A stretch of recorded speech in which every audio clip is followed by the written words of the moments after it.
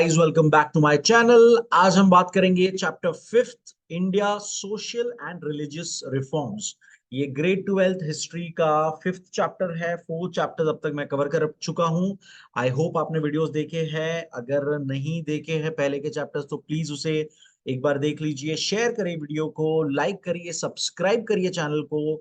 बहुत सारे सब्सक्राइबर्स, बहुत सारे व्यूअर्स है, सॉरी, जो मेरे वीडियोस तो देखते हैं लेकिन सब्सक्राइब नहीं करते। सब्सक्राइब करिए guys, help me reach 10,000 very very soon.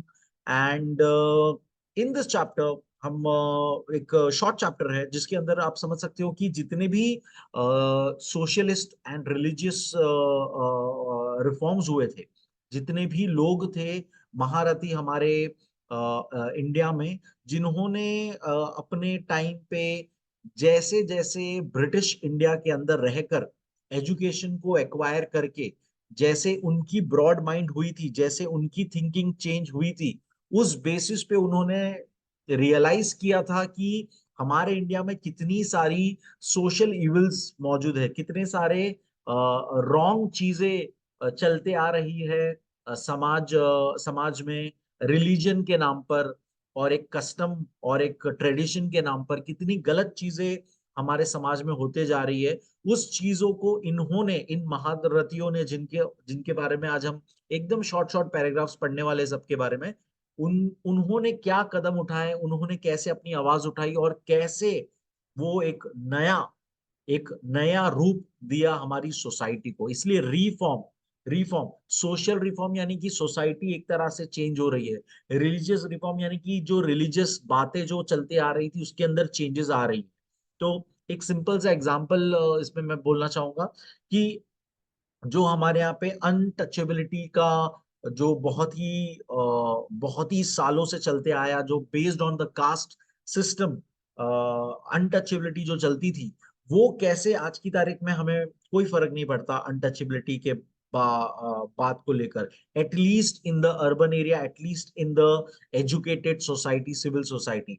गांव खेड़े बहुत ही ज्यादा रूरल कोई जगह होगी वहां आपको शायद अभी भी देखने मिल सकता है।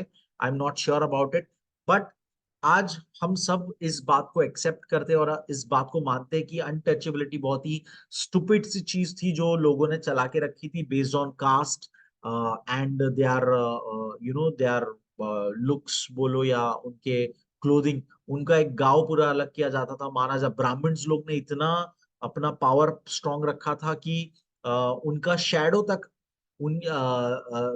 जो ब्राह्मण या किसी पे गिर गया तो उनको मारा जाता था। शूद्रज और जो दलित है उन सबको बहुत ही ज्यादा टॉर्चर किया जाता था। तो ये एक जो चीज थी, ये सारी उस टाइम से चलती आ रही है।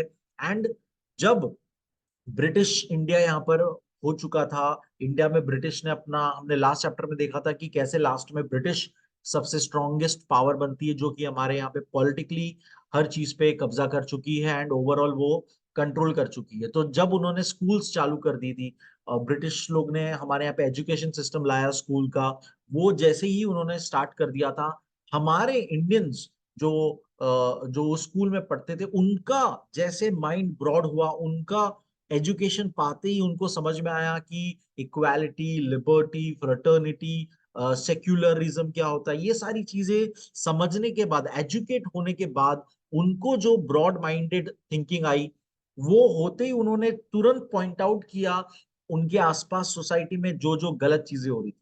बस उसी के बारे में एक एक पर्सन ने क्या किया वो हम पूरा इस चैप्टर में पढ़ेंगे। बहुत ही इंटरेस्टिंग चैप्टर है ये, नोट्स बनाते जाना। और एक और बात मुझे बतानी है आपको, एज अ स्टूडेंट आपको ये मैक्सिमम रिसोर्सेज का यूज करना आना चाहिए। तो जैसे कि आप ये देख सकते हो, ये मैं डिजिटल टेक्स्ट बुक यूज करता हूँ। एंड ये एज जो इंटरनेट ब्राउजर है उसमें ये यूज करता हूँ। उसमें इनका एक नया एआई आया हुआ है, आस्क को पायलट करके। तो बहुत ही सिंपल है उसको यूज करना। यहाँ पे मैंने उसको साइड में इसलिए ओपन करके रखा हुआ है, आप स्क्रीन पे देख सकते हो जस्ट मेरे वीडियो के नीचे।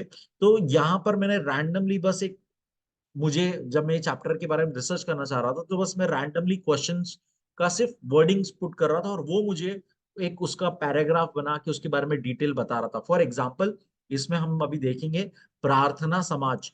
तो प्रार्थना समाज क्या है उसके बारे में मुझे जानना था, तो मैंने बस प्रार्थना समाज कॉपी पेस्ट कर लिया, और यहाँ पर मैंने आस्क को पायलट का ऑप्शन आता है, उसको क्लिक किया तो मुझे उसने ये बेहतरीन सा डिटेल देके दिया कि व्हाट इज प्रार्थना समाज, फाउंडर्स कौन थे और वो क्या था बेसिक। ये पूरे इंटरनेट को सर्च करके बेस्ट रिजल्ट आपको एक पैराग्राफ फॉर्मेट में देता है।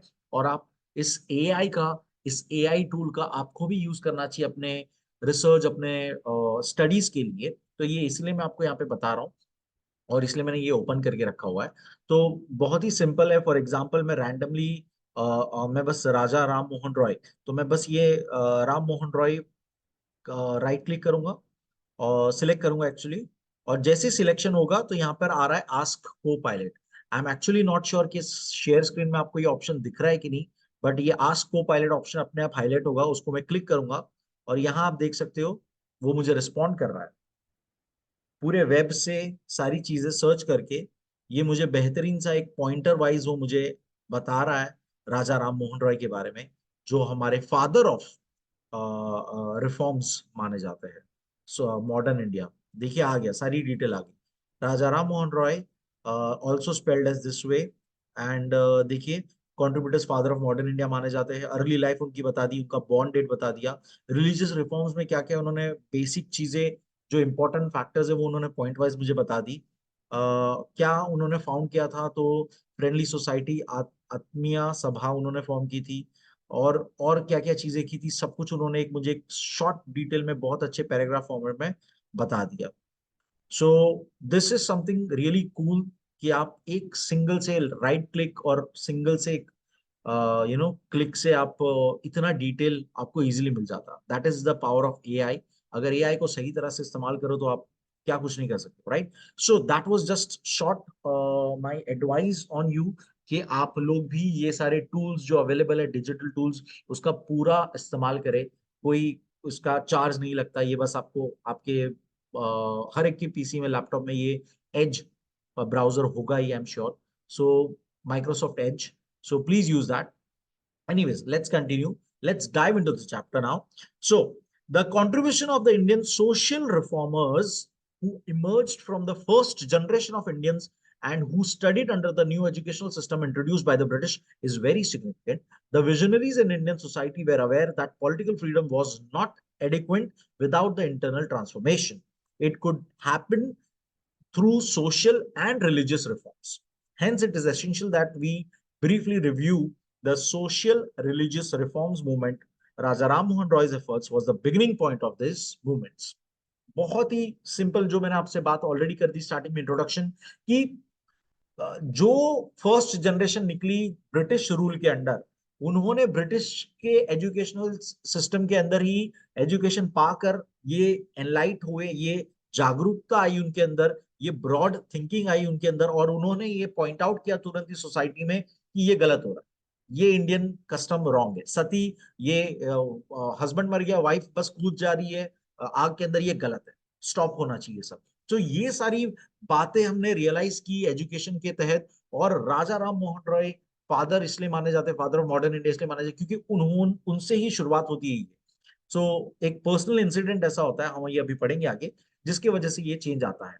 So again, call for social and religious reforms. पूरे चैप्टर में सोशल और रिलीजियस कल्चर, ये वर्ड्स की वर्ड्स है इस चैप्टर के, बार बार ये आते रहेगा। सो प्लीज उसको आप लिख लीजिए।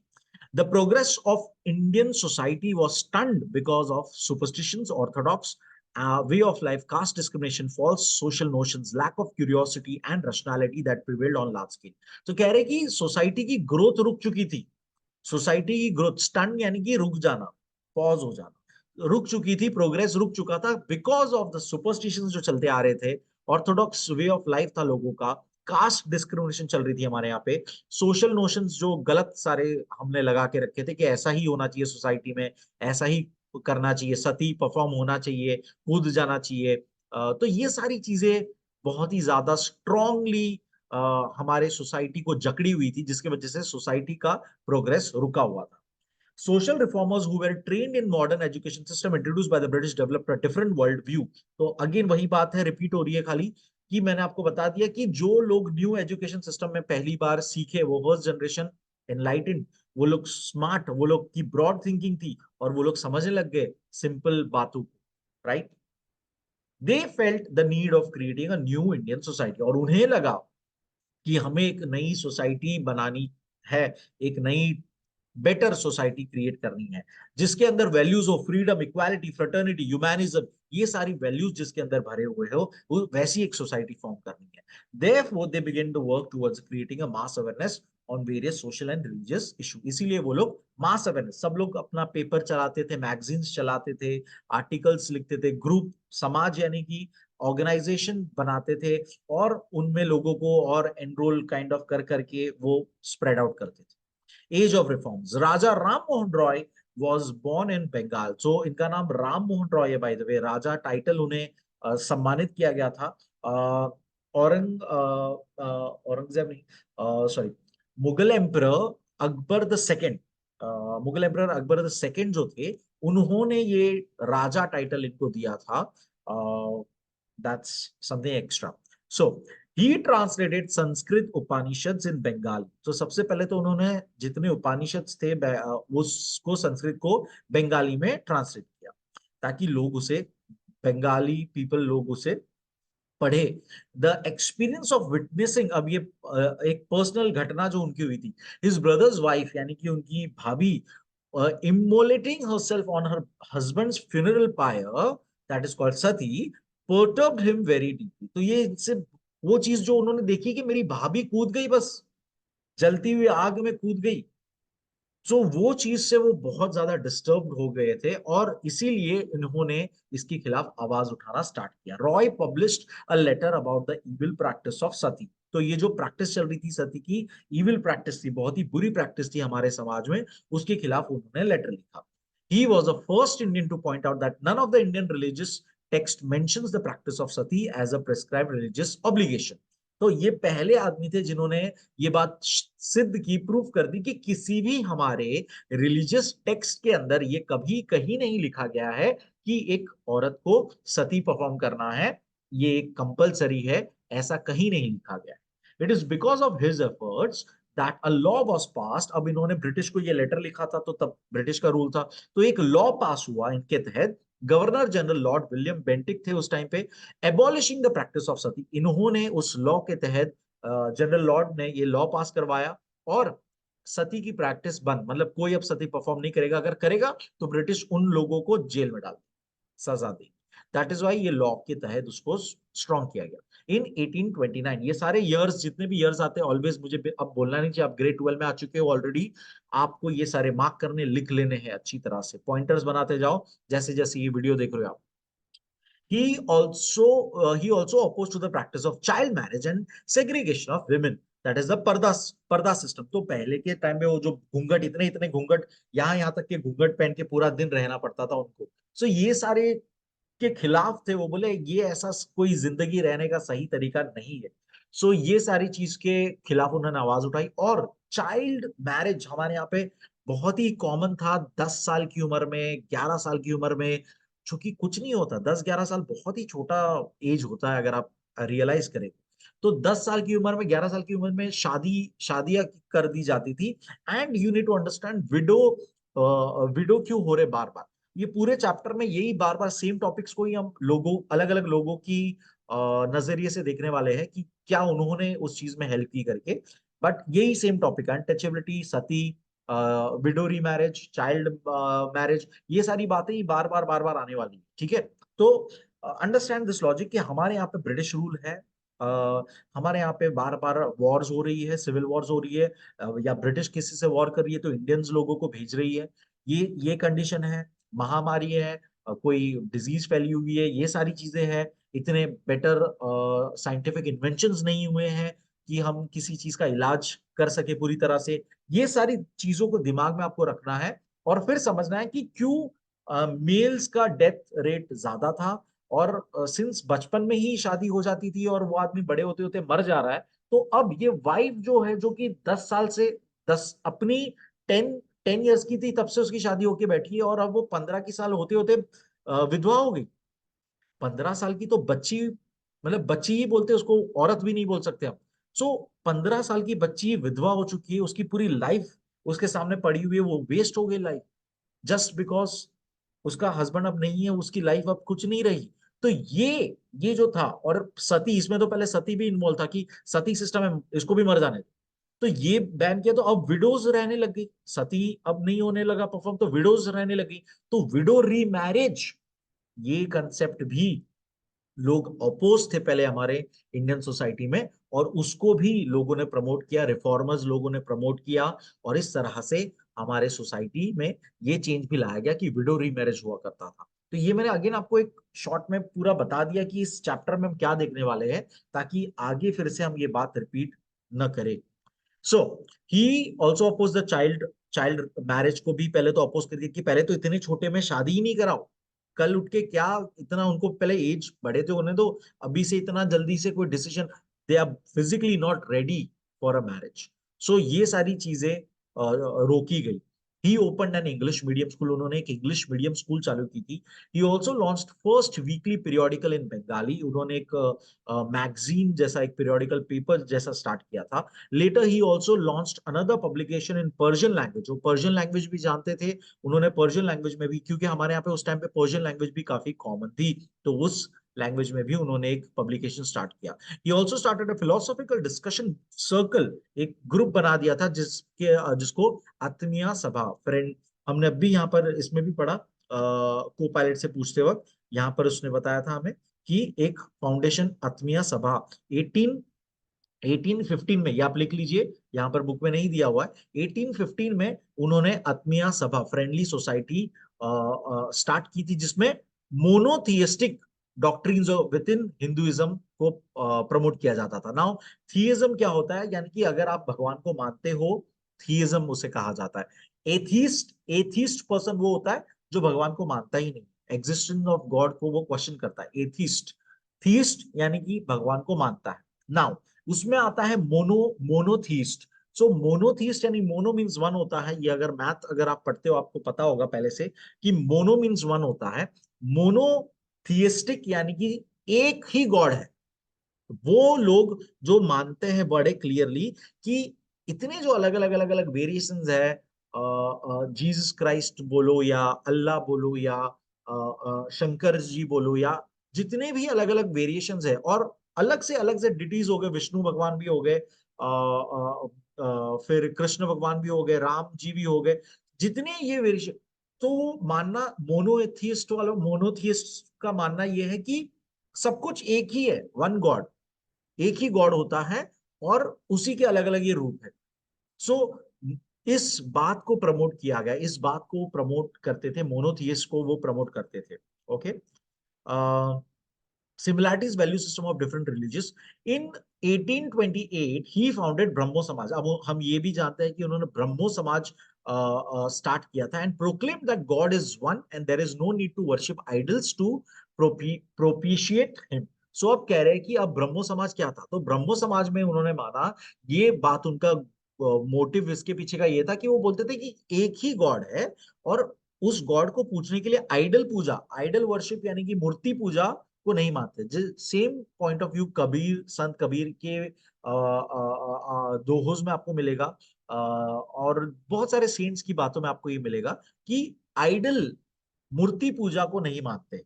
ओके, तो ये पॉइंट ऑफ व्यू राजा राम मोहन रॉय का भी था, और इसी के तहत उन्होंने ब्रह्मो समाज फॉर्म किया था। Raja Ram Mohan Roy spoke in support of anti-colonial movements in the Spanish colonies in South America.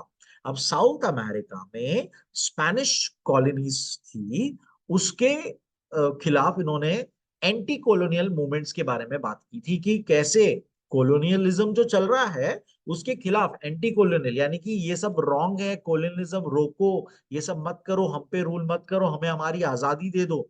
तो इसके खिलाफ उन्होंने बात की, क्योंकि ये लंदन जा चुके थे, अमेरिका, लाइक बाहर पढ़ने जा चुके थे राजा राम मोहन रॉय, वहां पर स्पीचेस देने जा चुके थे, तो ये वर्ल्ड वाइज पूरे वो एक्टिव थे। He supported the liberal people in Spain who were against the monarchic rule. So वो उस स्पेन के लोगों के साथ उन्होंने अपना भी सपोर्ट दिखाया कि ये जो रूल है तुम पे जो चल रहा है वो रॉन्ग है। In 1830, he had gone to England to plead the case for Mughal emperor. So Akbar the second in recognition of this Mughal emperor conferred the title of Raja on him. और मैंने आपको ऑलरेडी बताया कि इसीलिए उन पे उनको टाइटल दिया गया था राजा का। He stayed in England for 2 years. वहां पर 2 साल रहे थे. Later he went to France. In India, he unfolded Europe for the Indians, and similarly, whenever he in Europe, he unfolded India to Europeans. तो बहुत ही प्यारी सी लाइन लिखी है कि जब वो बाहर के देशों में थे, तब उन्होंने बाहर के लोगों को इंडियंस के बारे में बताया, और जब वो इंडिया में थे, तब बाहर के दुनिया के बारे में इंडियंस को बताया। तो ये बहुत इंपॉर्टेंट है, आपका एक्सपोजर होना, कल्चर एक्सपोजर हम कह सकते हैं इसे। कल्चर एक्सपोजर होना बहुत जरूरी है, ताकि हमारी थिंकिंग ब्रॉड हो। ब्रॉड माइंडेड थिंकिंग तभी ही हम डेवलप कर सकते हैं, जब हम ज्यादा लोगों, अलग अलग बैकग्राउंड से लोगों को समझते हैं, उनसे मिलते हैं, उनसे डील करते हैं, उनसे बात करते हैं, उनके बारे में जानते हैं। तो ये काम उन्होंने किया। Roy, being trained in the British regime, laid the foundation of modernity in India through his writings and work. Organizations like मानव धर्म सभा, जो 1844 में स्थापित की गई थी, परमहंस सभा, जो 1849 में स्थापित की गई थी, और Gyan Prasar Sabha, were inspired by his work. अब ये तीन अलग ऑर्गेनाइजेशन है, सभा तीन अलग ऑर्गेनाइजेशंस है जिसे सभा कहते हैं, जिसमें कुछ एक फाउंडर्स हैं, और ये तीनों सभा किससे इंस्पायर होके हुई है? राजा राम मोहन रॉय के वर्क से इंस्पायर होके हुई है। राजा राम मोहन रॉय इसके फाउंडर नहीं। इसलिए मैंने ईयर लिख के रखे अलग अलग, क्योंकि इसके ईयर्स मेंशन नहीं थे, तो रिसर्च करते वक्त मैंने ये ईयर्स ढूंढे, तो इसके ईयर्स मैंने वहां पे ब्लू से लिख के रखे। तो आप ये लिख लीजिएगा, कौन सी सभा, कौन सी ऑर्गेनाइजेशन कब फाउंड हुई थी। ओके, तो ये तीनों जो सभा है, उसमें दादोबा पांडुरंग करके एक व्यक्ति है, उनका बहुत बड़ा हाथ था। इन्होंने ही मानव धर्म सभा पहले तो स्टार्ट की थी गुजरात के, गुजरात एरिया में, और बाद में वो कुछ सालों में वो बंद करनी पड़ी। फिर उन्होंने ज्ञान प्रसार सभा स्टार्ट की थी, और बाद में आगे जाकर परमहंस सभा स्टार्ट की थी 1849 में।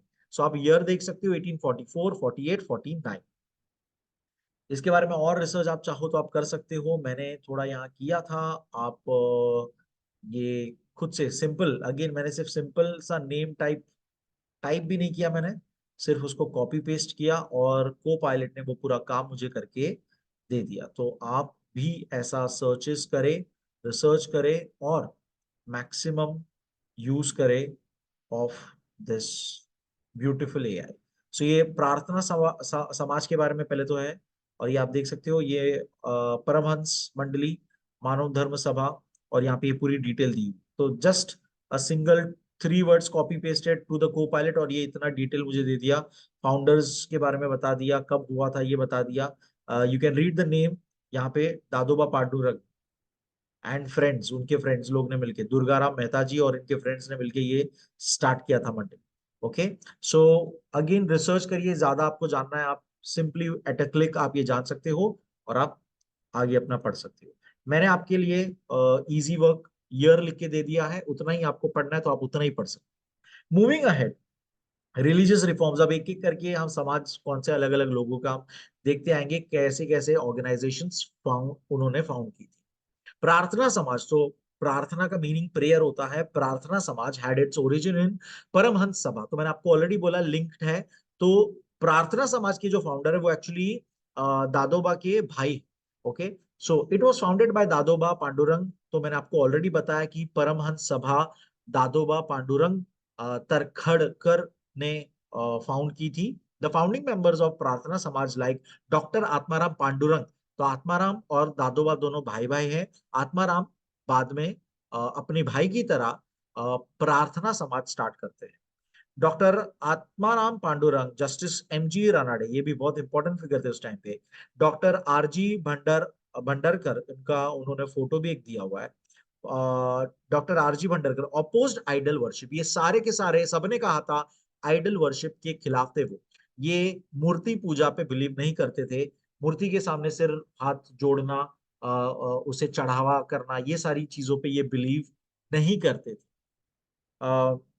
Worship and emphasized on the principle of one supreme God, monotheism. इन्होंने भी मोनोथियज्म को ही सपोर्ट किया था। लेकिन ये ब्रह्मो समाज जितने एकदम रेडिकल नहीं थे। ये अपने घरों में आरती वगैरह करते थे सबका गैदरिंग करने के लिए। ठीक है, ये मैंने रिसर्च के टाइम पे थोड़ा पढ़ा था।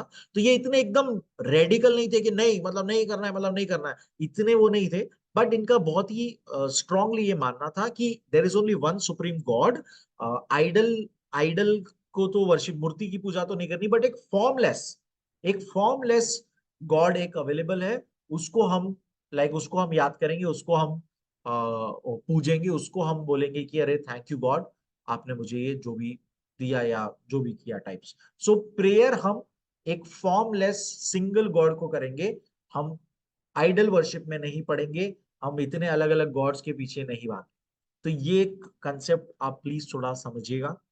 दे ओपन ऑर्फनेजेस, अब इन्होंने ऑर्फनेजेस ओपन किए थे, schools for girls, night school for workers.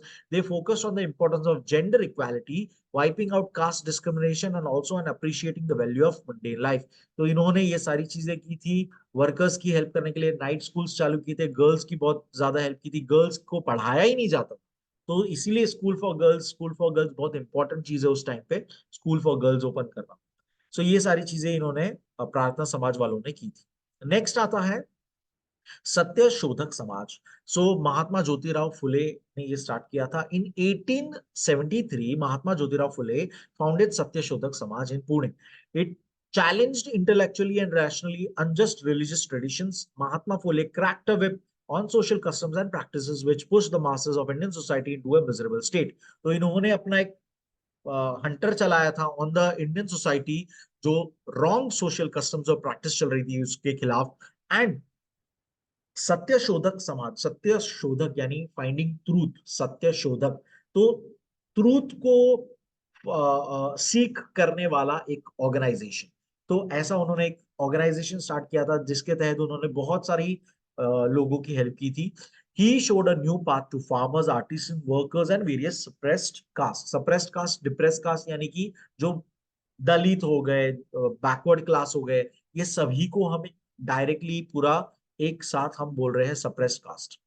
For their upliftment, उनको अपलिफ्ट करने के लिए उन्होंने बहुत सारी हेल्प की। The characteristics of Satyashodhak Samaj included monotheism, ये भी मोनोथिज्म पे मानते हैं, यानी there is only one God. Which God, ऐसा डिसाइड नहीं हो रहा है, उस पर डिस्कशन नहीं चल रहा है, एक ही गॉड, एक ही सुप्रीम पावर है। Okay. Rejection of authority of Vedas and Puranas, इन्होंने तो हिंदुइज्म के वेदास और पुराणों को भी रिजेक्ट कर दिया, बोला ये सब wrong. Acceptance of rationality, rationality पे बिलीव करते थे कि जो है दिख रहा है वो सही है टाइप्स, रैशनैलिटी पे बिलीव करते थे, रैशनल होना, साउंड माइंड होना, रैशनैलिटी पे बिलीव करते थे लोग। And opposition to the dominance and intrusion of the priest and idol worship. और जो ये प्रीस्ट ब्राह्मण लोग ने इतना स्ट्रॉन्ग अपना होल्ड रखा था, डरा के रखा था लोगों को, तो उसके भी अगेंस्ट थे कि ये जो इतना डोमिनेंस है ये प्रीस्ट लोगों का और आइडल वर्शिप के लिए लोगों को इतना फोर्स करने का, ये सब रोका जाए। आपको ये भी समझना है उस टाइम पे कन्वर्जन्स चल रहे थे, क्रिश्चियनिटी में कन्वर्जन चल रहे थे। तो यहाँ पर आपको ये भी समझना है कि यहाँ पे क्रिश्चियनिटी की भी, सिर्फ हिंदू की बात नहीं हो रही, क्रिश्चियनिटीज की भी बात हो रही है कि कन्वर्जन्स होते जा रहे थे पूरे इंडिया में। क्रिश्चियनिटी के जो मॉन्क्स थे, जो नन्स थी, ये लोग क्रिश्चियनिटी को प्रमोट कर रहे थे, प्रोपोगेट कर रहे थे। एंड अगेन क्रिश्चियनिटी में आइडल पूजा होती है, राइट। तो ये सारी के खिलाफ इन्होंने आवाज उठाई। pilgrimage, disbelief in miracles and oppositions to the notion of a world after death। तो ये सारी चीजों पे इनका मानना ही नहीं था, बोले कि ये चमत्कारी बाबा वगैरह ये सब कुछ नहीं होता है, ये सब की सोच हटाओ, ऐसा इनका कहना था। महात्मा फुले एंड सावित्रीबाई फुले, उनकी वाइफ थी, took initiative in the movement of education for girls in, ये बात आप इजीली जानते होंगे इनके बारे में कि इन्होंने गर्ल्स स्कूल स्टार्ट की थी पुणे में, जो आज भी वो आपको देखने मिली। The work of educating girls was continued by Pandita Ramabai and Ramabai Ranade. Ramabai Ranade, MG Ranade, justice MG Ranade की वाइफ है। सो ये सब उसी टाइम पे लोग थे, ये लोग सब लोग सोसाइटी के अपलिफ्टमेंट के लिए, गर्ल्स के, विमेन के एम्पावरमेंट के लिए काम करते थे, उनको एजुकेट करने के लिए काम करते थे। महात्मा ज्योतिराव फुले ने सबसे पहले अपनी वाइफ को एजुकेट किया था और उसके बाद उनके साथ मिलकर, दोनों ने मिलकर गर्ल्स स्कूल स्टार्ट की। The social system in India was based on social inequality. हमारे यहाँ पे जो सोशल सिस्टम था वो एक इनइक्वालिटी पे बेस्ड था, ऊंच नीच वाली लॉजिक पे भी बेस्ड था, which is unequal, right, inequality. Mahatma Phule work for creating social system based on equality, और इन्होंने इक्वालिटी लाने की बहुत ज्यादा कोशिश की। His work was continued by Gopal Baba Valankar, who severely criticized untouchability in his book Vitthal with Vidvamsha, destroying the defilement. Okay, so अब एक और पर्सन है गोपाल बाबा करके, उन्होंने एक बुक लिखी थी अनटचेबिलिटी के ऊपर। उसके अंदर इन्होंने बहुत ही ज्यादा अनटचेबिलिटी कितनी रॉन्ग है उसके खिलाफ उन्होंने लिखा हुआ है। Shivram Janba drew attention to problems of deprived women like Murali, Jogitini, Devdasi। तो ये सब अगेन मैंने आपको बोला, डेथ होते ही, हस्बैंड का डेथ होते ही जो हो जा रहा है, विमेन की लाइफ पूरी खराब हो जा रही है, ये सारा उनको फोर्स किया जा रहा है, नन बन जाओ, जोगिनी बन जाओ, देवदासी बन जाओ, तो ये सारी चीजें रोकी जाए। नेक्स्ट है आर्य समाज। आर्य समाज के फाउंडर थे स्वामी दयानंद सरस्वती। फाउंडेड आर्य समाज इन 1875। 1875 में उन्होंने फॉर्म किया था। Arya Samaj regarded Vedas as holy books. अब इन्होंने वेदास को होली बुक्स डिक्लेयर किया था। आर्य समाज rejected discrimination based on cast differences and encourage education of women. अच्छा, इसमें दोनों का जितने भी अभी तक समाज आया वो सबका कॉमन है क्या, कि कास्ट डिफरेंस को वो सब लोग बुरा मानते कि कास्टिज्म रॉन्ग है, कास्टिज्म रॉन्ग है। ओके, विमेन को एजुकेट करो, विमेन को एजुकेट करो, ज्यादा एनकरेज करो। एंड विडो रीमैरिज, विडो हो चुकी है 14 साल की बच्ची, 13 साल की बच्ची, 15 साल की बच्ची, या कोई भी विडो हो चुकी है, उसको रीमैरिज करना अलाउ करो। ये बहुत इंपॉर्टेंट है, रीमैरिज करना अलाउ करो। सो ये चीज को उन्होंने प्रमोट किया। इंटरकास्ट मैरिजेस भी नहीं होते थे, वो उसके खिलाफ बहुत ज्यादा स्ट्रिक्ट एक्शन लिए जाते थे। अभी भी उसके खिलाफ लोग बहुत ही ज्यादा एक्शन लेते हैं, लेकिन उन्होंने उस टाइम पे कुछ ज्यादा ही एक्सट्रीम था, तो इंटरकास्ट मैरिज को वो सपोर्ट करते थे कि इस चीज को होने दो, इंटरकास्ट मैरिजेस होने दो। रामकृष्ण मिशन तो स्वामी विवेकानंद जी के जो गुरु थे, रामकृष्ण जी उनका नाम है एक्चुअली, उनके नाम से उन्होंने चालू किया था Ramakrishna Mission in 1897। I hope आप ईयर लिखते जा रहे हो सारी। 1897 में रामकृष्ण मिशन स्टार्ट हुआ था। स्वामी विवेकानंद को आप जानते ही हो, उन्होंने बहुत ही बेहतरीन स्पीच दी थी। I forgot the place but it was I think London, वहां पर, और जिसके थ्रू लोग इंडिया को इतना स्ट्रांगली और उनको इतना स्ट्रांगली मानने लग गए थे, एंड रामकृष्ण मिशन में शामिल हो गए थे बहुत सारे। उन्होंने नीडी पीपल की हेल्प की। They work for people affected by famine, health care for the sick people, serving the weak, upholding the cause of education for women and spiritual betterment. तो ये सारे काम इनके मिशन के तहत चलते थे। It gave a message to the Indian youth to get up, to awaken and keep moving until the goal is achieved. उठो और अवेकन, एनलाइट हो जाओ, जागरूक हो जाओ, जागृति लाओ अपने अंदर, कॉन्शियसनेस, विवेक का इस्तेमाल करो, और तब तक बढ़ते रहो जब तक आप अपना गोल अचीव नहीं करते। तो ये इस तरह का यूथ को उन्होंने तो उस टाइम पे मैसेज किया। कॉन्ट्रीब्यूशंस ऑफ सोशल रिफॉर्मर्स, हमने रिलीजियस रिफॉर्मर्स देख लिया, अब हम सोशल रिफॉर्मर्स स्पेसिफिकली देखेंगे। Sir Syed Ahmed Khan, he was born in 1817 in Delhi. He was fluent in Urdu, Persian, Arabic and English language. He had edited आइन अकबरी। आपको पता ही होगा अकबर की जो अलग अलग दास्तानें लिखी है, वो आइन अकबरी जो उनकी किताब है, एक तरह से उनकी ऑटोबायोग्राफी, उसको उन्होंने एडिट किया था। And a book about emperor administration written by Abul Fazal, real writer Abul Fazal है, उस बुक को उन्होंने एडिट किया था और ट्रांसलेट करके लोगों को और बताया था।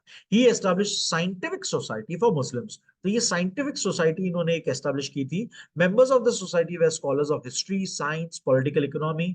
इन इसके जितने मेंबर्स थे ये सारे इस चीज में बड़े ही महारथी थे। इन 1869 he went to England. After returning from England, he founded Mohammedan Anglo oriental college. Mohammedan Anglo oriental college ये इन्होंने बनाई थी, जो आज की तारीख में अलीगढ़ यूनिवर्सिटी जो है, अलीगढ़ मुस्लिम यूनिवर्सिटी, वो एक्चुअल में पहले जब वो बनी थी उसका नाम था मोमेडियन एंग्लो ओरिएंटल कॉलेज। तो इन 1875 में उन्होंने फॉर्म की थी ये। Later it develop into Aligarh Muslim University. He started a periodical title, एक अगेन इन्होंने भी एक पीरियोडिकल स्टार्ट किया था, newspaper, Mohammedan social reformer. He work for propagation of modern education, science and technology. इन्होंने काफी मुस्लिम मेंबर्स को towards science, towards political economy, towards history, towards technology की तरफ उन्होंने काफी प्रमोट किया और एक यूनिवर्सिटी भी स्टार्ट करके गए। ताराबाई शिंदे बहुत ही एक अगेन इंपॉर्टेंट फिगर है, ये पहली फेमिनिस्ट हम इन्हें बोल सकते हैं, Tarabai Shinde. So let's read about her. इनका भी एक पर्सनल इंसिडेंट ऐसा हुआ था जिसके थ्रू इन्होंने अपना पूरा सब परेशान होके आवाज उठाई थी। सो फर्स्ट रीड दैट, फिर मैं आपको वो इंसिडेंट बताता हूँ। She was born in 1850 at Buldhana, जो आज की तारीख में महाराष्ट्र में एक डिस्ट्रिक्ट स्टेट है, जगह है, टाउन है। She wrote an essay comparing the situation of women and men। उन्होंने मैन वुमेन की बारे में कंपैरिजन तुलना की। In this essay she wrote about women's rights, और इसके बारे में women's राइट्स के बारे में उन्होंने बात किया। तो as I told you, feminist, the first feminist हम इन्हें बोल सकती है। And I should actually say true feminist. आज की तारीख में बहुत सारी फेक फेमिनिस्ट, ये आपको पता ही होगा अगर आप थोड़ा कल्चरल फॉलो करते हो, कि फेमिनिज्म को एक हद तक फीमेल्स ही नहीं समझ पाई। So there are many fake feminist people around, not just female, male also, बहुत फेक, जिनको पता ही नहीं फेमिनिस्ट आइडिया क्या है, what is the meaning of feminist. So ये true, I would like to say she is the first true feminist, जो जिन्होंने विमेन के राइट्स के बारे में बात की थी, और जो पेट्राकी चल रही थी सोसाइटी में उसके खिलाफ आवाज उठाई थी। So she expressed her thought in a very upfront manner. She did not just stop at discussing about reforms like widow remarriage, women's education, abolition of sati, but proceeded to demand gender equality. Considering the time frame of her essay, it was indeed very brave step. तो उस time पे ये बहुत बड़ी बात थी कि आपने विमेन के लिए इतने राइट्स और ये सब के बारे में बात की, और विडो रीमैरिज की आप बात कर रहे हो, विमेन एजुकेशन की आप बात कर रहे हो, सती को हटाने की आप बातें कर रहे हो। ये सब उस टाइम पे बोलना मतलब बहुत एक्सट्रीम लेवल की डेयरिंग बाज वाली बात मानी जाती थी, ब्रेव बात मानी जाती थी। She was the first Indian women to challenge the patriarchal system. मैंने आपको ऑलरेडी बताया कि पेट्रार्की सिस्टम चलता था, वो उसके खिलाफ थी। She opined that religious systems suppress women because religious are created by men. तो इनका कहना था कि रिलीजियंस मेन मेन ने बनाया हुआ है, और इसीलिए उसमें विमेन को सप्रेस किया जा रहा है, दबाया जा रहा है। Mahatma Phule justified her thoughts by giving resolute answers to her critics. तो इनके क्रिटिक्स ने, हर जगह हर चीज के एक क्रिटिक होता ही है कभी ना कोई, तो उनके क्रिटिक्स को जवाब महात्मा फुले ने अच्छा खासा जवाब दिया था। और महात्मा फुले भी ताराबाई शिंदे के लाइक टाइम पे ही थे, और उन्होंने उनको उनकी बातों को सपोर्ट किया था। सो एक इंसिडेंट में आपको बताना चाहूंगा, इन्होंने अब उस टाइम पे जो विडोज विडोज हो रहे थे, अब विडो रीमैरिज आपको समझना बहुत सारे रीजंस के वजह से इंपॉर्टेंट है। पहले तो मैंने आपको बता दिया ऑलरेडी कि इतनी कम उम्र में किसी लड़की को अपनी पूरी लाइफ खराब करने का कोई रॉन्ग टॉर्चरस लाइफ जीना जरूरी नहीं, right. They should live happily, they should live in a good manner. तो ये चीज करने के लिए पहले तो सती रोकी गई, और फिर विडो रीमैरिज प्रपोज किया गया। अब एक और चीज, men being so bad in the society, इतने कुछ इतने बुरे लोग रह चुके हैं हमारे सोसाइटी में और अभी भी है, कि वो उस विडो का रेप कर लेते थे, मोलेस्ट कर लेते थे, उन्हें प्रेग्नेंट कर लेते थे। सो ये सारी चीजें होती थी। अब इसके अंदर आप समझिए कितनी सोसाइटी वाइज वो इतनी बुरी बुरी बात हो जाती थी कि एक विडो है, वो प्रेग्नेंट कैसे हो सकती। तो ये एक, और वो बच्चा भी नहीं दे सकती है, राइट, बिकॉज क्या समाज को मुंह क्या दिखाएगी, वैसी वाली बात हो जाएगी। दुनिया क्या कहेगी, समाज क्या कहेगा कि एक विडो कैसे प्रेग्नेंट हो सकती है, राइट। सो ये एक बहुत बड़ा प्रॉब्लम था उस टाइम पे, कॉमन और बहुत ही बड़ा प्रॉब्लम था। That is why widow remarriage was important. और महात्मा ज्योतिराव फुले ने भी एक ऐसा हॉस्टल जैसा, एक ऐसा ऑर्गेनाइजेशन फॉर्म किया था, जहां पर उन्होंने एडवर्टाइज किया था पूरे एरिया में, पुणे में बैनर्स लगाए थे कि जितने भी विडोज हैं, अगर आप प्रेग्नेंट हो, अगर आपके साथ कुछ भी, आप हमारे पास आइए। अगर आपको बेबी नहीं रखना है तो इट्स ओके, हम पालेंगे, लेकिन बच्चे को मार मत देना, आप खुद सुसाइड मत करिएगा। तो ये सब हो रहा था तभी कि लड़कियां डर के मारे या तो खुद अपने आप को मार दे रही थी, बच्चों को भी मार दे रही थी, या ये एक इंसिडेंट ताराबाई शिंदे के सामने हुआ था जिसमें एक लड़की ने, एक विडो थी, वो प्रेग्नेंट हो चुकी थी, उसने बच्चा डिलीवर करके बच्चे को मार दिया और ये बात हाईलाइट हो चुकी। तो ये वो उस टाइम का बहुत ही बड़ा इंसिडेंट था। अभी भी अगर ऐसा कोई इंसिडेंट हो जाए तो हम लोग कितने, सब लोग को पता हो जाता है, लाइक मीडिया में वायरल हो जाती चीजें, राइट। सो उस टाइम पे तो ये बहुत ही बड़ी बात हो गई थी कि इतना बड़ा केस हो गया। तो वो विडो को सजा भी मिली, ऐसा सब भी हुआ।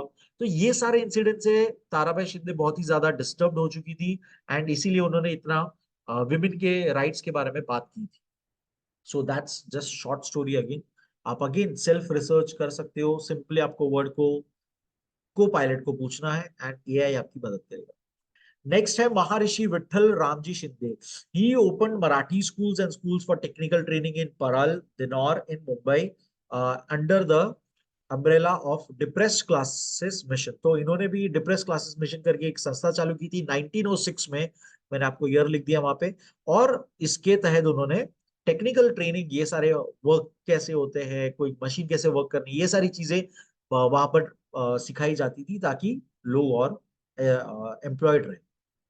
He worked to create public awareness about the issues affecting the depressed classes like entry in temples। ये अगेन इंसिडेंट है कि एंट्री नहीं मिलती थी दलित लोगों को, लोअर कास्ट वालों को, बैकवर्ड क्लासों को, टेम्पल्स में जाना अलाउड नहीं था। ये सबके खिलाफ इन्होंने आंदोलन किए थे। पार्वती टेम्पल बहुत ही फेमस है पुणे में आज की तारीख में, उस उसमें इन्होंने एंट्री करवाई थी डिप्रेस क्लास वालों।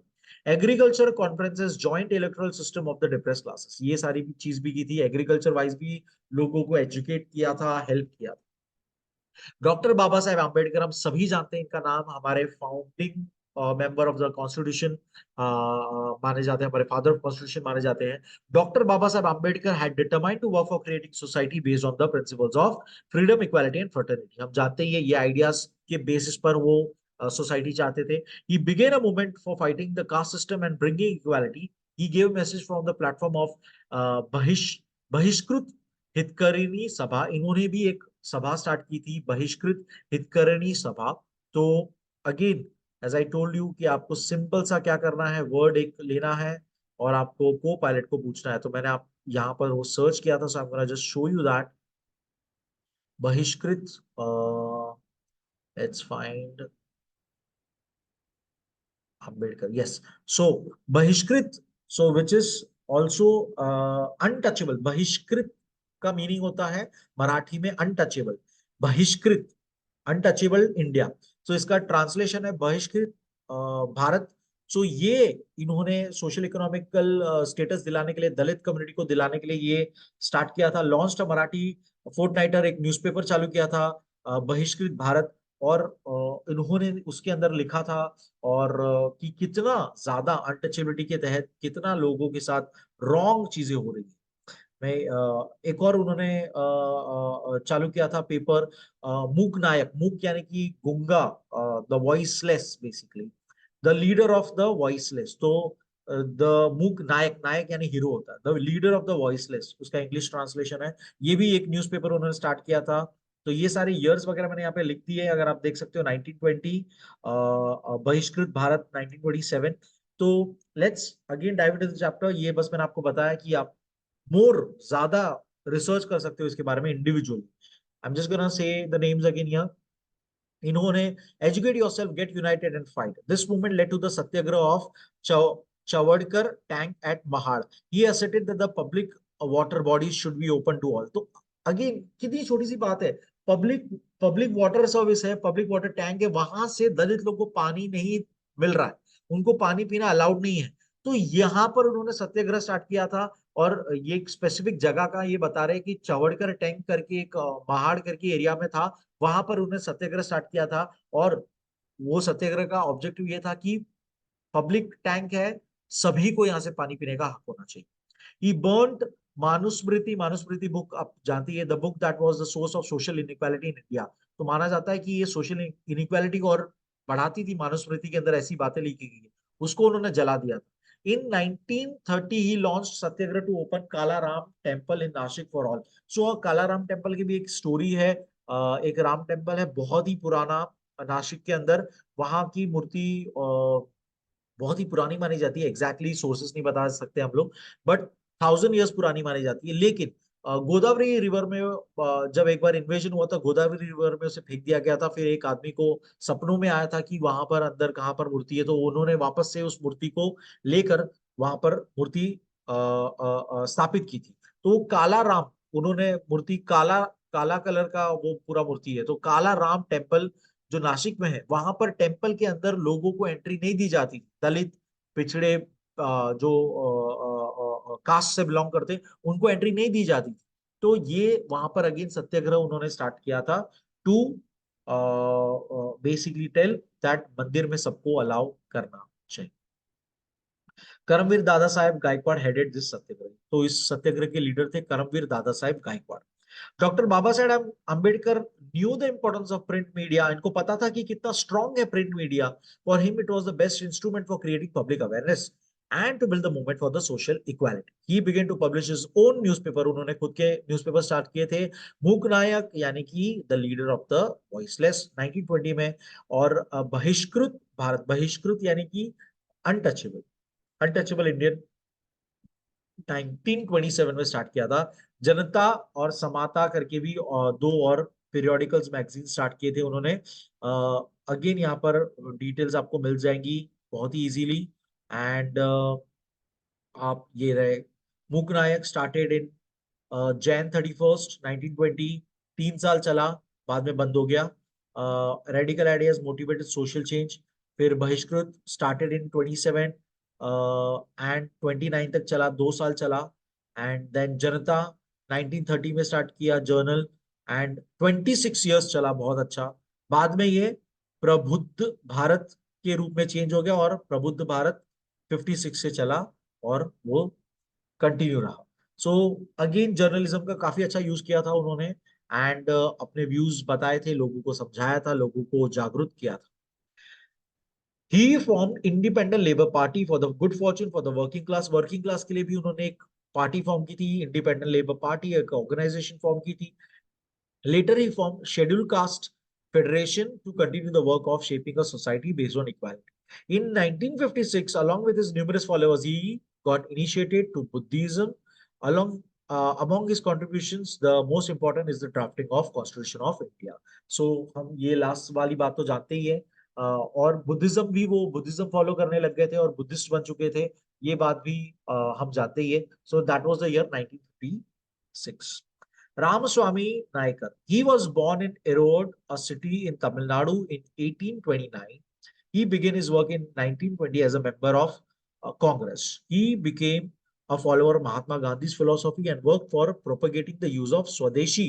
तो ये स्वदेशी मूवमेंट को, स्वदेशी चीज को काफी ये ज्यादा प्रमोट करते थे। And for temple entry at all, और टेम्पल एंट्री के लिए इन्होंने भी सत्याग्रह किया था। और उस सत्याग्रह का नाम था वैकोम सत्याग्रह।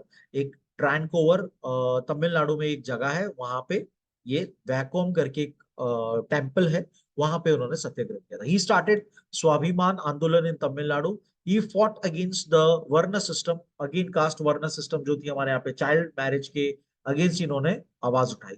People begin to address him as Periyar. Periyar south, since ये तमिलनाडु में है, साउथ का वर्ड है पेरियार, मतलब great soul, because of his magnanimous work. इतना महान काम किया था इसीलिए। He was great speaker and author. He took radical position on the issues like women's right and family planning. इस चीज पे काफी इन्होंने अपना स्ट्रॉन्ग ओपिनियन रखा था विमेन राइट्स के लिए, और फैमिली प्लानिंग। बहुत ज्यादा पॉपुलेशन आउट ऑफ कंट्रोल होते जा रही थी, इसीलिए उस चीज पे, फैमिली प्लानिंग पे भी वो ध्यान देने को कहते थे। कमला देवी Chattopadhyay, Chattopadhyay Kamala Devi was an active volunteer of Congress. She convinced Mahatma Gandhi to let women participate in salt satyagrah. ये वो लेडी है जिन्होंने गांधी जी को कन्विंस कर दिया था कि सॉल्ट सत्याग्रह में विमेन को भी चलने दो, विमेन को भी वो राइट दे दो, हक दे दो। She herself participated in Satyagraha. She worked for women's rights throughout her life. She organized demonstrations to draw attention to problems of workers and farmers. She was insistent on justice to female agriculture laborers. Similarly, she also insisted that women working in factories should have necessary facilities. She consistently followed up the issue of maternity leave to women. She was imprisoned for 1 year by British for participating in the Quit India movement. तो again इन्होंने women के लिए काफी कुछ किया, women empowerment से लेकर women को उसका राइट मिले काम पे, मटर्निटी लीव मिले जब वो प्रेगनेंसी के लिए चाहती है लीव, वो मिले, ये सारी चीजों के लिए इन्होंने काफी आवाज उठाई और काफी इन्होंने हेल्प की। Contributions of the rulers of princely states in India, तो उस टाइम पे ब्रिटिश रूल पे प्रिंसली स्टेट से राजाओं के राज चलते थे और एक नवाब होते थे, प्रिंसली स्टेट से कहा जाता है। सो कौन से प्रिंस थे जिन्होंने थोड़े से कंट्रीब्यूशन किए थे, उस उनके बारे में पढ़ेंगे। Maharaj Sayaji Rao Gaikwad, Maharaj Sayaji Rao of Baroda state had adopted progressive policies. He made provisions of free schooling, free hostels for the students from untouchable tribal class. तो जो अनटचेबल ट्राइबल क्लास से बिलोंग करते थे उनके लिए फ्री स्कूल, फ्री हॉस्टल का इन्होंने स्टार्ट किया था। He also encouraged women's education, also opened a center for physical training of women. He started various social programs such as community feasts for all caste, उसे सहभोजन भी कहते हैं, यानी कि सब लोग मिलके खाएंगे। तो ये आपको समझना है कि यार सब लोग मिलके खाएंगे, इतनी बड़ी बात क्या हो गई, इतना बड़ा क्या हो गया इसमें, क्या ही कर लिया, नहीं, आपको समझना है तब सब लोग साथ में नहीं खाते थे। अनटचेबिलिटी के तहत लोग इतना एक दूसरे को धुतकारते थे कि यहाँ तू नहीं आ सकता, वहां तू नहीं बैठ सकता, यहाँ तू मेरे साथ कैसे बैठ गया खाने। इतनी सारी चीजें चलती थी तभी, इतनी छोटी छोटी बातों पर लोग लड़ते थे, एकदम मारा काटी करते थे। तो तब उन्होंने ऐसे टाइम पर ऐसी कम्युनिटी फीस्ट ऑर्गेनाइज की थी जिसमें सभी कास्ट मिलके खाते। Gram panchayat in every village, literate gram panchayat members, वो चाहते थे कि ग्राम पंचायत रहे हर जगह पर, हर विलेज में, और उनको एजुकेट किया जाए, लिटरेट किया जाए, literate and basic reading writing कराया जाए। लाइब्रेरी हो हर विलेज में, कंपलसरी प्राइमरी एजुकेशन, सबको प्राइमरी एजुकेशन कंपलसरी करो, फिजिकल ट्रेनिंग सबको कंपलसरी करो, और चाइल्ड मैरिज पे बैन, विडो रीमैरिज को सपोर्ट करो, प्रमोट करो, ये सारी चीजें। He also provided courses for students for farmer families based on agro industries. Farmers की जो बच्चे होते थे उनको फार्मिंग रिलेटेड उन्होंने एजुकेशन प्रोवाइड कराया। He passed a resolution for assuring a share in the ancestral property to married as well as widowed women. तो इन्होंने एक ऐसा लॉ पास किया था, एक ऐसा रिजोल्यूशन पास किया था अपने स्टेट में, बड़ौदा स्टेट में, कि जो भी एंसेस्ट्रल प्रॉपर्टी है, बाप दादा की जमीन जायदाद है, उसपे बस बेटे का नहीं, लड़की का हक भी होगा, विडो हो जाएगी तो भी हक होगा। Rajarshi Shahu Maharaj, the next ruler, ruler of princely state of Kolhapur, Kolhapur के ये थे महाराज। इन्होंने दादा साहेब इन्होंने डॉक्टर बाबा साहेब आम्बेडकर की लीडरशिप को सपोर्ट किया था while leading the non Brahminical movement. Non Brahminical movement यानी अगेन अंडरस्टैंड कि ब्राह्मण्स लोग का बहुत ज्यादा स्ट्रॉन्ग होल्ड था सोसाइटी, वो बहुत इविल प्रैक्टिसेस को प्रमोट करते थे, बहुत इविल थे, वो लोगों को मारते थे, लोगों को धुतकारते थे, दलित लोग को बहुत ही ज्यादा टॉर्चर करते थे, लोगों को भड़काते थे दलित के खिलाफ, ये सारी चीजें होती थी। तो तब उस टाइम पे ब्राह्मण्स के खिलाफ, यानी उनको ये, उनकी ये पावर छीन लो, उनका ये पावर रोक लो, तो नॉन ब्राह्मणिकल मूवमेंट्स चलते थे काफी। तो एक ऐसा ही मूवमेंट उन्होंने सपोर्ट किया था डॉक्टर बाबा साहेब आम्बेडकर का। He made a public declaration of reservation और passed a resolution for free and compulsory primary education. इन्होंने एक रिजर्वेशन उस टाइम पे स्टार्ट किया था कि बैकवर्ड लोगों को रिजर्व प्लेस मिलेगी और फ्री एजुकेशन, कंपलसरी एजुकेशन मिलेगा। He also very strongly opposed किया, क्या चीज को रोके, अपोज किया, कस्टम्स ऑफ रोटी बंदी, यानी रेस्ट्रिक्शंस ऑन ईटिंग टुगेदर। मैंने आपको ऑलरेडी बोला कि तब साथ खाना कोई छोटी बात नहीं थी, सारे कास्ट अलग अलग मिलके खा रहे, वो बहुत बड़ी बात थी। तो जो एक प्रथा चलती आई थी, एक कस्टम था रोटी बंदी, यानी कि साथ में नहीं खा सकते, उसको उन्होंने अपोज किया। फिर बेटी बंदी, यानी कि इंटरकास्ट मैरिज नहीं होगी, तो उसको उन्होंने अपोज किया कि बेटी बंदी, ये सारी चीजें हटाओ। व्यवसार बंदी, यानी कि जिसको जो ऑक्यूपेशन करना है वो करो, उस चीज को प्रमोट किया इन्होंने। तो व्यवसाय बंदी, यानी कि उस टाइम पे ऐसा भी था कि राजा का बेटा ही राजा बनेगा टाइप वाली बात होगी, अगेन कि सोनार का बेटा ही सोनार बनेगा, वॉरियर का बेटा ही वॉरियर बनेगा, कोई नीच वाला वॉरियर नहीं बन सकता। अगर आपको महाभारत पता है तो पूरी जिंदगी कर्ण, महान योद्धा इसलिए नहीं कह रहा था क्योंकि वो समाज में लोअर कास्ट से बिलोंग करता था। एक रथ चलाने वाले का वो बेटा माना जाता था। तो ये इतना स्ट्रॉन्ग सिस्टम था, इतने टाइम से चले आ रहा था कि सेम ऑक्यूपेशन में ही आपको रहना है, आप दूसरे ऑक्यूपेशन में नहीं जा सकते हो। ये बात को अपोज किया था इन्होंने। इन्होंने बोला था जिसको जो ऑक्यूपेशन करना है वो करेगा मेरे स्टेट में, जिसको जो लाइन में जाना है करेगा। इंटरकास्ट मैरिजेस करनी है आपको, कर सकते हो आप बिंदास, बिना डरे। तो ये चीज को उन्होंने प्रमोट किया। He made law for intercaste marriage. People in his state were permitted to choose any occupation. मैंने आपको ऑलरेडी बताया ये बात। Thus, the social reformers created positive picture for the future of our country. इसलिए इतना changes आया है, तब जाके आज हम इतना एंजॉय कर पा रहे हैं अपनी लाइफ को, कि ये सारी चेंजेस तब इतने रिफॉर्म किए गए थे। और आज तो बहुत बकायदे अच्छे खासे रूल्स रेगुलेशन लॉज है। और हमारी एक सद्बुद्धि एजुकेटेड माइंड, सिविल माइंड भी है, जो हमें कहता है कि क्या गलत है क्या सही, right. So it was necessary to build a society with firm intellectual, अब भी मैंने बात की यही, intellectual rational base for obtaining freedom from the British rule. तो ये बहुत जरूरी था उस टाइम पे, तो क्योंकि ब्रिटिश से रूल पाने के लिए पहले आपको रैशनली स्ट्रांग होना। In the next lesson we are going to learn about the freedom movement of the Indians. तो जो फ्रीडम मूवमेंट थी अलग अलग, उसके बारे में नेक्स्ट चैप्टर में पढ़ेंगे। आई होप आपको ये चैप्टर में मजा आया। बहुत ही इंटरेस्टिंग सा छोटा सा चैप्टर है, हम महान लोगों के बारे में जिन्होंने हमारे समाज को चेंज किया अच्छे वे में, समाज को सुधारा अच्छे वे में, और समाज की बेटरमेंट के लिए अपने पूरी जिंदगी निकाल दी। So thank you so much for watching the video. Like करो, सब्सक्राइब करो, शेयर करो, and keep watching, keep learning, keep sharing and keep smiling. Bye.